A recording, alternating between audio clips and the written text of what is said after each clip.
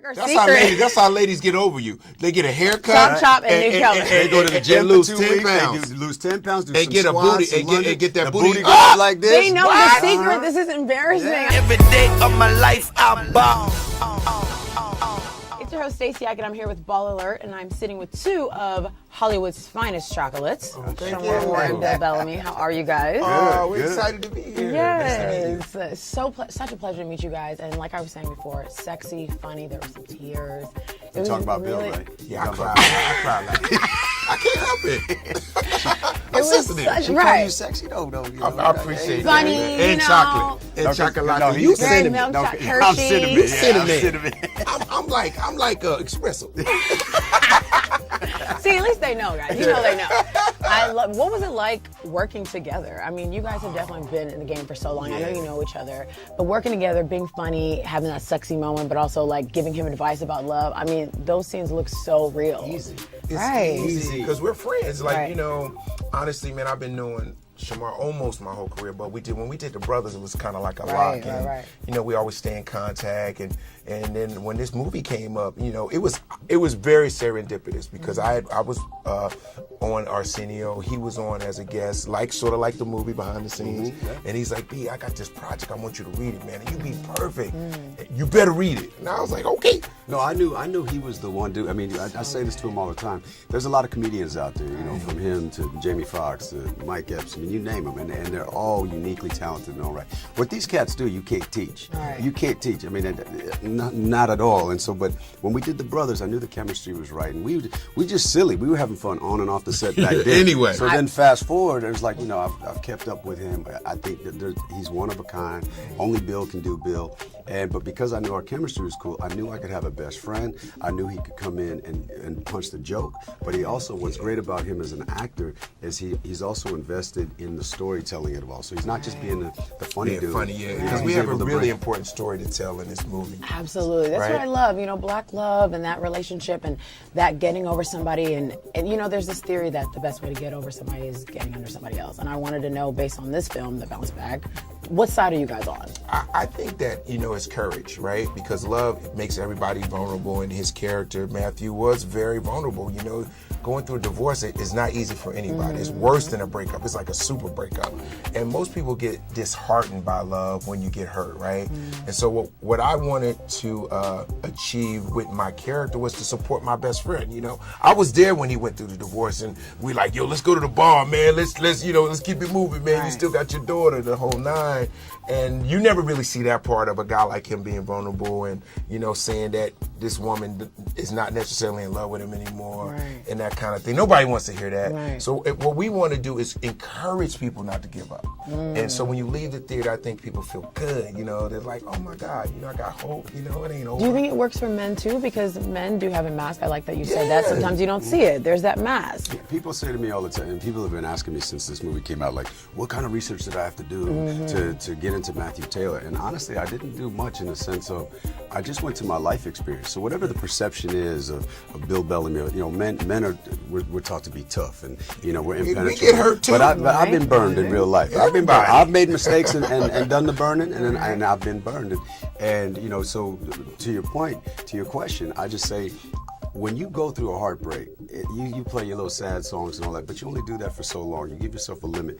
But you allow yourself. This is me talking, Shamar. It's like, I think you allow yourself to embrace the hurt of it all, own it a little bit, but then you got to celebrate yourself. You got to put your heart back on your sleeve. Go You got to to put the gym. and get your You swag know, like back. girls just get a new haircut. For real. Just That's get okay. I didn't know y'all like noticed. they- Like, they knew know though. that. I didn't know they knew though. They get Like, new haircut. that's like our That's secret. how ladies get over you. They get a haircut. Chop, and new color. They go to the gym and lose for 10 2 weeks. pounds. They lose 10 pounds. Do They some get a squats, booty- some and lunges. get that the booty go up. up like this. They know the secret. This is embarrassing. I'm trying to like And impress then ladies. you call the homie. You call my homie. Find out what club, what restaurant I'm at. And you walk show up through. with your little short thing with these bad boys pushed up, and you walk by and don't speak and don't even look. And New hair. I and we am sit not there pleased attitude. right now. I can't believe they know the truth. Of course we know that. I've never done that. Anyway. Whatever. Okay, so you guys have had different relationships. You're married, you've dated. How has your expectations of relationships changed from your 20s till now? For me, I was single for a long time, and I found my wife, and I thought that was the best thing for me, you know what I'm saying? Because I wanted to start a family. I wanted to be with someone that I could share this journey with, and it took time, it ain't easy, you get bumped just like in real life, like, we all been through it. I just got lucky, to meet someone that I was bold enough to say I'm going to step out, because it's still scary, it's a risk, it's a 50-50, and I'm very thankful that I made that choice. I know a lot of He is available. He is accepting his singleness. Well, he did say that you wanted to be married within the next 2-3 years on Instagram. I am available and I'm ready. My mama wants some grandkids real bad, but I'll say not today, but like soon. My mom was like, "Are you done practicing?" Damn, I mean, look, can you get it right? Yeah. Well, he like practice. He ain't gonna say that. Hey, if I had to practice. What changed though? Practice, what changed? You get good when you practice. You get it right. You get better. You become an expert. No, but like for me, it's been about timing, and I'll just be 100. Went through some relationships, got burned, and when you get burned, you like, ooh, it's hard to jump back into that. And so what I did is I focused on the career, and so I got in the game when I was 23 years old, and I mean, come on, I was a little kid in the candy store. This was like brand new to me, so red carpets, pretty people, I'm on TV, people fussing at me. I was like, this is great. I'm not doing none of this. Right. Busy, but now I'm 46 years old, and it's timing. So you can meet someone you think is the right one, but if your life experience and your timing of where you're at and what you're trying to do doesn't match up, it's all about time. So, but for me, I was selfish in the sense of I wanted to make sure this career was right, and so my number one priority was career. Now, women don't want to hear that they're number two. Women need and deserve a lot of attention. So now I'm at a place where I want balance. It's a lot because I'm in this transition of my career right now. I just left Criminal Minds, where I did that for 11 years. I've been doing my thing for 24. But everybody wants to name up in lights. I want to see how high I can fly and shine and all that. But I also want balance. I want to be able to date somebody. There's a schedule we keep as an actor. Listen up, ladies. I do. I want to date somebody. Are you balanced? I want to have some children. Can you balance this, brother? Can you be the yin to his yang? That's a very important question, people, actually. Can you yin do that? To yang. Yin I want to say, but my yin, I drive around in my whip, okay? I drive around in my whip, and I look next to me in the passenger seat.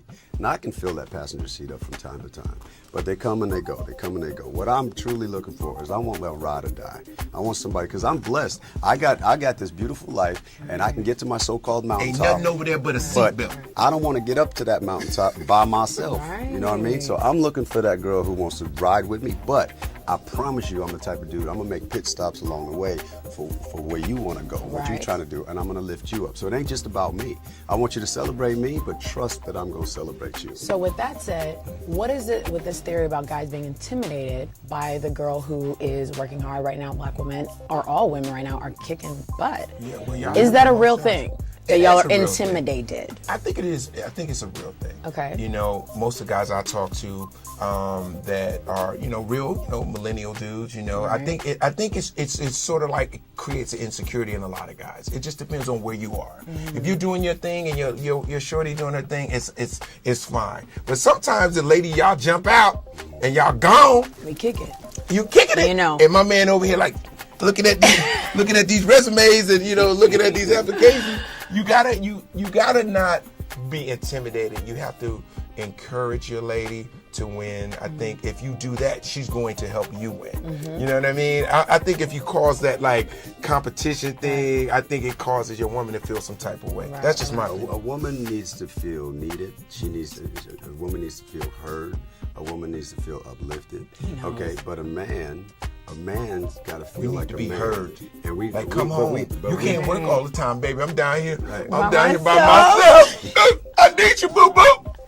Hey, where you at, babe? I love it. Last but not least, let's talk Baby Girl Nation and their investment in this movie, which I was so pleased to find out that, you raised this money and that you believed in that story that much. I thought that was so important. So What's your feelings towards Baby Girl Nation? Which sometimes I laugh a little because they're very. Baby Girl Nation. It took on a life of its own. I didn't see that coming. You know, I mean, it was just a cute little expression I said on Criminal Minds. I've actually been saying Baby Girl my whole life. Right. I've just been running my mouth. I call them Shemar-isms. There's a bunch of isms I can't say on TV, but Baby Girl stuck, and then I was just looking for a way to flirt and carry on and interact with my fans on social media. And then it turned into an MS movement, you know, to raise money and awareness for MS for my mom. But Baby Girl Nation, they are just loyal, diehard fans, and they're the best. And I had an idea, you know, I was in this transition, found a little script. I was like, all right, I've shopped it around Hollywood and got a bunch of lukewarm, you know, like, oh yeah, we'll get back to you on that. Oh, it's cool, but and I said, you know what, I'm just gonna go ahead and do this myself. Threw it out there to my fans, and within just over a month, 2 years ago, Baby Girl Nation raised $630,000, and so basically said, "Go Shamar, go!" And so I took it and went and found my boy and some other friends, and we made a movie. The Bounce Back Boys Is here. was December created. 9th is going to be so amazing. Yeah. Congratulations, you Yeah, guys. Thank Seriously, you. I'm so excited. Thank Who do you. you want us to go see the movie with? Friends, family, mom, dad? Everybody. The ladies can go and have ladies' night, but the fellas, Go trust see me. it. I love And it. all Go to the aunties. movie. Good. Bertha, Brenda, Phyllis. The single fellas, you All know how the- many single all my ladies will be in this I movie? love it. Jackie. I love it. I want my auntie Jackie to go. That's like a real shout out to Auntie Jackie. Yeah, right. I love it. Congratulations, you guys. Thank you Thank so you. much for letting us talk to you and Thank bring you. out this movie as much as we can. Oh, thank you. Thank you for showing some welcome. support.